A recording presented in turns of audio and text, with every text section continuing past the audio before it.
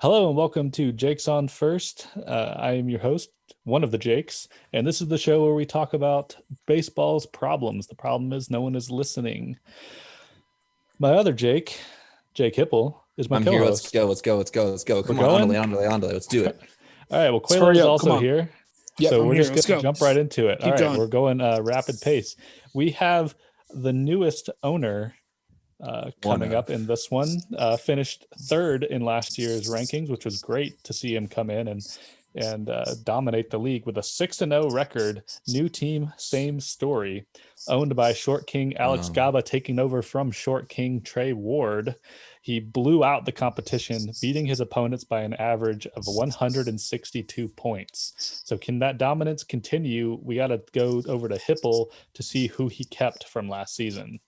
He's keeping 11 guys: Ketel Marte, Francisco Lindor, Yordan Alvarez, Wilson Contreras, Marcelo Zuna, Trevor Story, Gavin Lux, Cody Bellinger, Jacob deGrom, Jose Altuve, Eugenio Suarez. All right, so poor pronunciation on multiple. We give you multiple levels. I'll give you a Don't 6 worry of about 10 on pronunciation, but It's Eugenio Suarez, right? It's not Ketel Marte though. It's not Kettle. Eugenio Ketel. Oh, it's Ketel. Read a book, Hipple. All right, Francisco. Coelho, It's why not don't you tell us a Francisco, little it's bit about Francisco. his draft Oh, God. needs? None. It's the best team in the league. Let's Why do didn't the it next win? podcast. Absolutely Yeah, best none. team in the league. Okay, so if you're not into that, I'm I would serious. say, How did they not win then? hey, it all comes down to the playoffs. They Who will. gets hot. I guarantee it. This is luck in the playoffs. This team's the best team in the league. We got two freaking. Yeah. They got Lindor and Story. Those are both second round picks. You got Altuve, who's gonna guaranteed to be better than he was last year. Same as Suarez. You have one of the he is. Everyone's overreacting about the Astros cheating. They only cheated like every other game. He's gonna be fine. All right, you got Contreras, catcher. You have like 5 catchers that can hit, and he's one of them. Ozuna was the best hitter in baseball last year, other than like maybe 2 or 3 guys. Ready? Yeah. So there you go. Bellinger sucked last year by his standards, but going into 2020, he's a first-round pick. So got to feel good about him. Ketel Marte is a 2019 MVP candidate. Even if he is more like he was last year, you still have 2 really good second basemen. Oh, and Gavin Lux. So you have 3 good second basemen. And Gavin Lux is hitting like 500 in spring training right now. So that's not a bad thing. Well, it's not bad. And then your Don is literally like the best young hitter other than Juan Soto.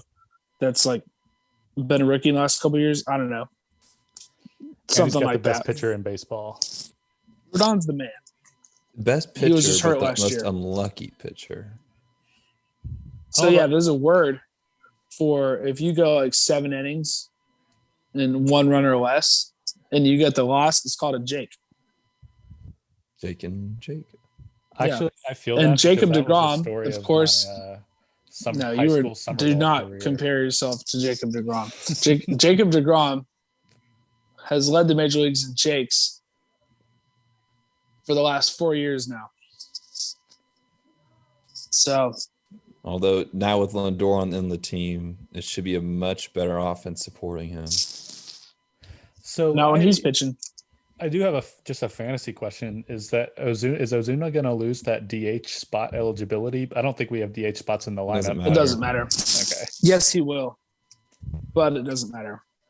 So does he regress enough to make him, a suspect keeper? No. Because, I mean, he's... No. Because honestly, I think we're kind of forgetting he was good on the Cardinals. He was good on the Cardinals. He was good on the Marlins. Yeah. He was kept before last year. He was kept after that Cardinal year. He killed the Braves in the 2019 playoffs. Yes, he did. And then they signed him. I mean, that's a real Yankee move right there. It is. Who is the worst player other than Gavin Lux? Because he's kind of a rookie, so it doesn't count. Who's the worst player on this team that he kept? Altuve. Altuve, by far. That's a pretty damn good worst player. Yeah, but I mean, like, it just depends on how Altuve does. Does he come out? I think a lot of his problems last year were definitely just head stuff. So maybe the offseason he gets to kind of reset and He's come also back. kind of old. Yeah, but he has also been in the league for a long time. He's Fun fact, slowing Jose down, Altuve man. is the only player to have ever represented both the National and the American League in the All-Star game while playing for the same franchise. Pretty cool.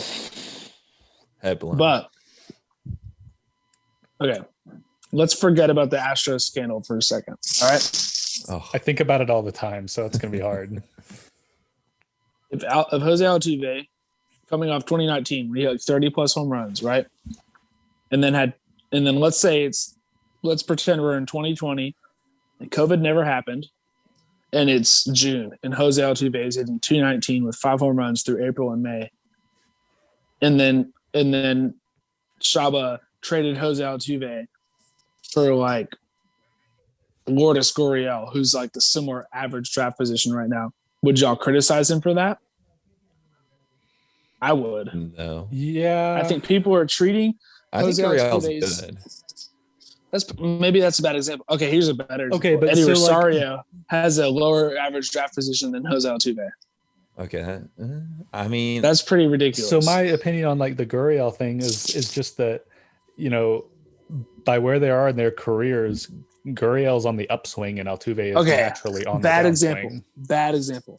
But my point is really more so people are treating Jose Altuve's 2 bad months as a full season of being bad because of the scandal. And I get that the scandal is legitimate because there are a lot of Astros players that struggled, but like it's not like Jose Altuve hit 200 on the road all those years and hit 400 at home.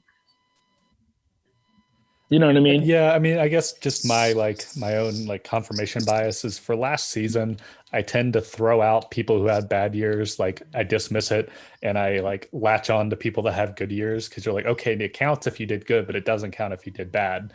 And maybe that's probably not the right approach to have, but he did have a bad year and it's just hard to overlook that based on where he was previously.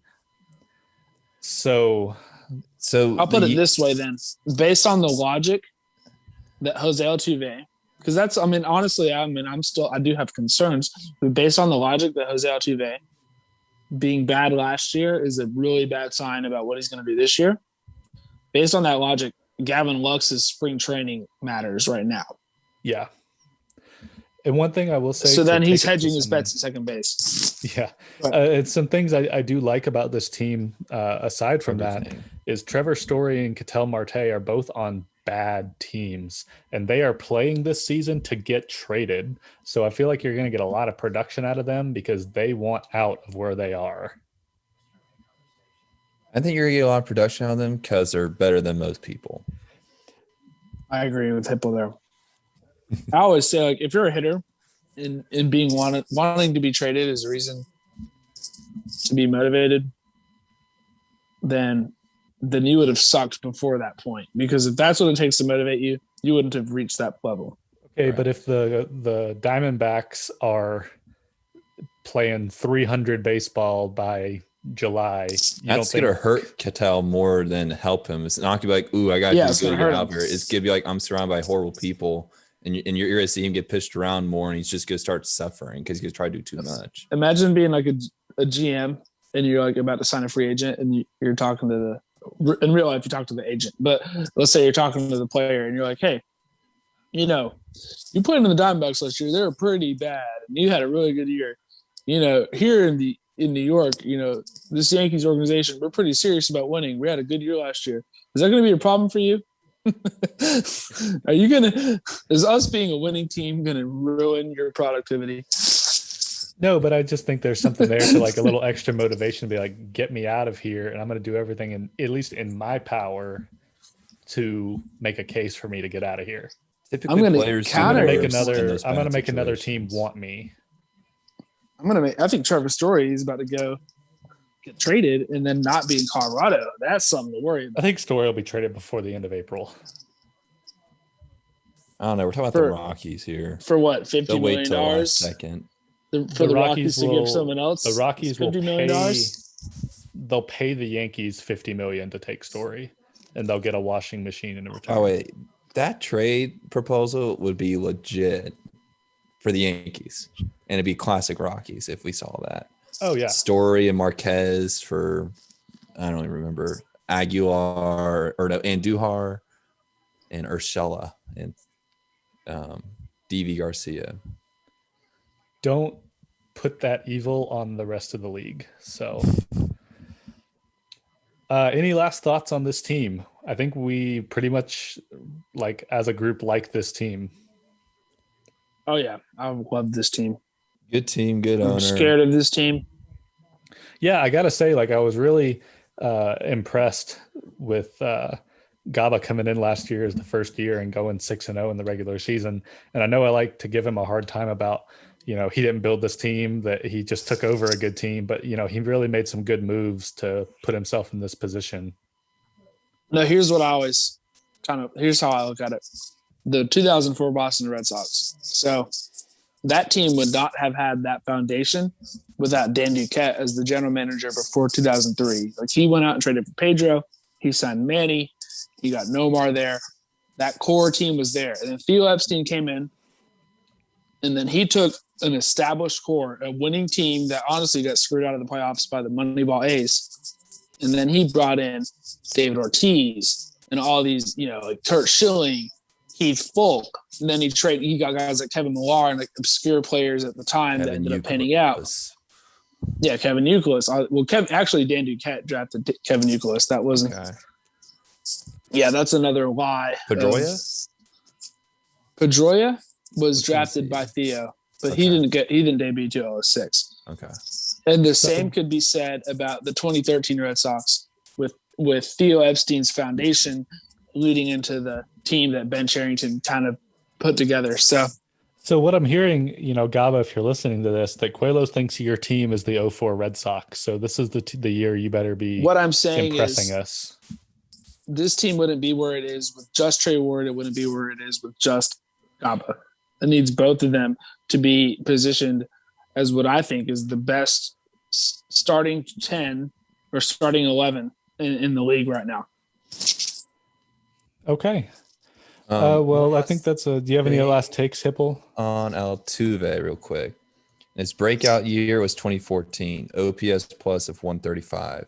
Then it was 125 the next year, 155 the next year, then 160 the next year. Then the next 2 years he started dealing with some injuries, and it was 130 and 132. And then last year it was 71.